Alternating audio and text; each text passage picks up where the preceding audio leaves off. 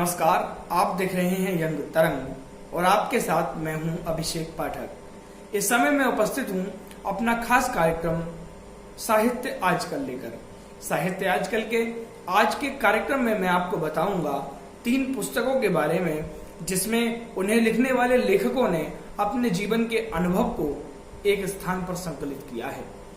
क्योंकि उर्दू साहित्य भी ये कहता है कि खुद ब खुद चल के नहीं तर्जे सुखन आया है, पांव उस्तादों के दावे हैं तो फन आया है। इसी श्रृंखला में सबसे पहली पुस्तक का नाम है चक्रव्यूह। चक्रव्यूह पुस्तक का शीर्षक है स्त्री विमर्श और इस पुस्तक को लिखा है इंदु वीरेंद्र ने। चक्रव्यूह एक ऐसी पुस्तक है जिसके भीतर भारत की स्त्री की समस्याओं के बारे में लिखा गया है कि किस प्रकार अगर हम अपने चारों तरफ देखें तो माँ, बहन, बेटी, चाची, ताई, ये सारे रिश्ते माँ के द्वारा निर्मित हैं। और अगर हम भारतीय संस्कृति में माने तो कहा जाता है कि ईश्वर के बाद दुनिया में अगर किसी का स्थान है तो वो माँ का है, वो स्त्री का है, क्योंकि या तो ईश्वर कुछ उत्पन्न करता है या माँ कुछ पैदा करती है। इस पूरे पुस्तक के अंदर जो लिखा गया है वो स्त्रियों के ऊपर लिखा गया है कि हमारे सारे रिश्ते स्त्रियों के द्वारा निर्मित हैं। उसके बाद भी अगर स्त्रियां एक चक्रव्यूह में फंसी रहती हैं तो इसका कारण क्या है।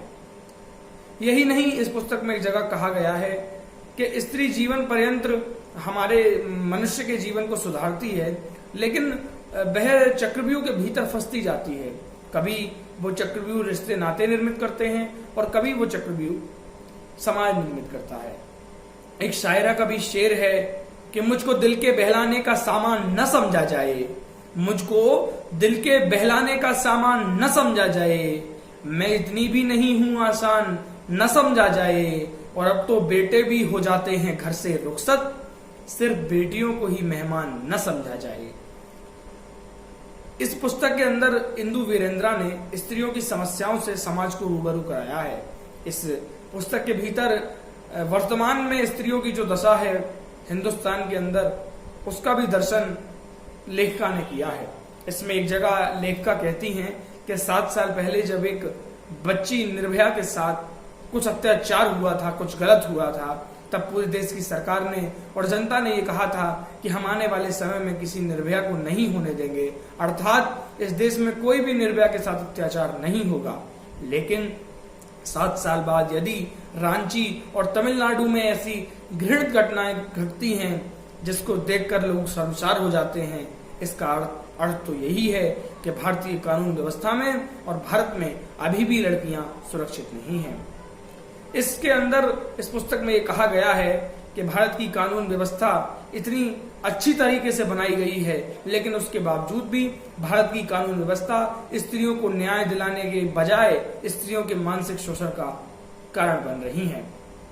अगर हम अपने विश्लेषण के अनुसार माने तो इस पुस्तक के भीतर इंदु वीरेंद्र ने भारतीय स्त्री की सारी समस्याओं का वर्णन किया है, लेकिन इसके साथ साथ लेखिका को इसके भीतर उन स्त्रियों का भी वर्णन करना चाहिए जिनके दम पर भारत पूरे विश्व में गर्व का अनुभव करता है।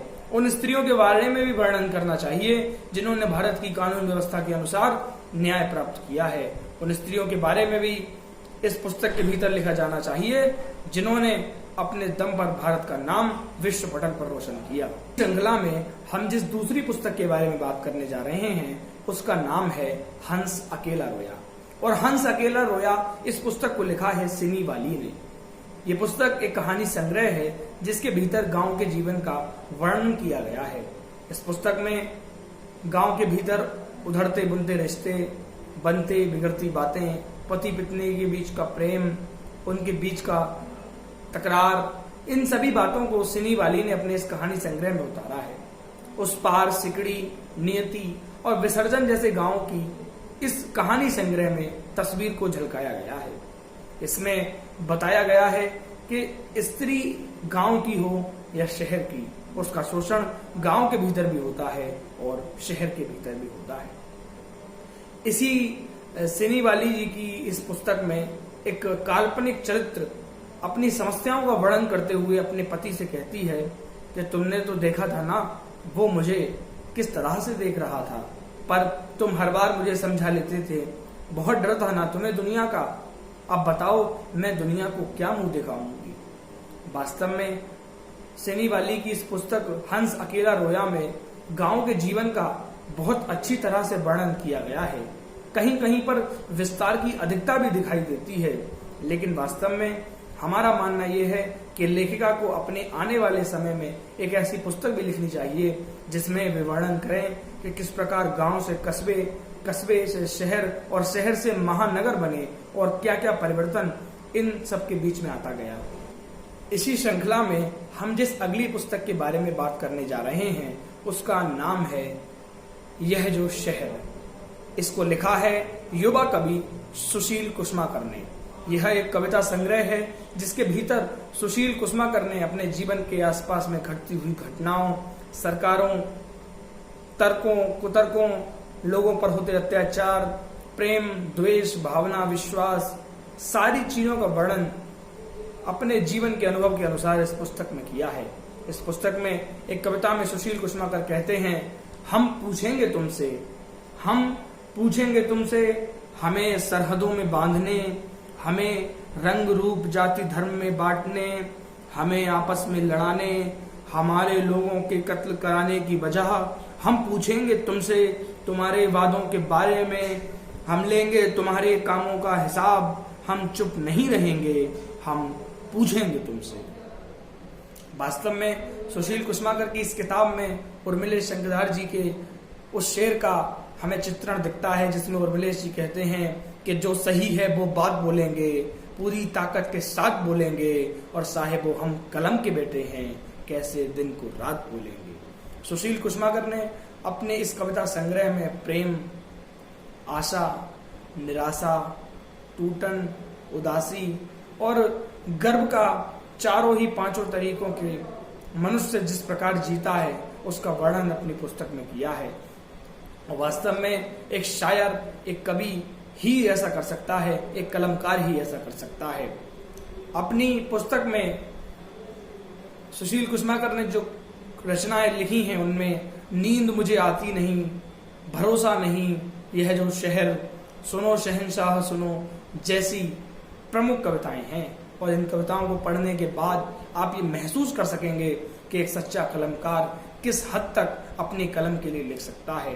और वास्तव में मैंने जितना इस पुस्तक के बारे में पढ़ा और मैंने जितना इस पुस्तक के बारे में जाना, मुझे यह लगा कि जिस प्रकार से साहित्यकार एक देश की धुरी होते हैं, साहित्यकार एक दर्पण होते हैं कि देश किस दिशा में जा रहा है। वास्तव में इस पुस्तक में कलमकार ने, कवि ने, सुशील कुसुमाकर ने अपनी उसी भूमिका का निर्वहन किया है। और वास्तव में मैं अनुरोध करना चाहूंगा अपने दर्शकों से कि अगर आप ये पुस्तक पढ़ेंगे तो आपको वास्तव में लगेगा कि साहित्यकार किस तरह बना जाता है और साहित्यकार किस ऊंचाई तक लिख सकते हैं। दोस्तों, आज के इस कार्यक्रम में इतना ही। अगर आपको हमारी ये वीडियो अच्छी लगी हो तो इसे अधिक से अधिक शेयर करें, कमेंट करें, लाइक करें। नमस्कार।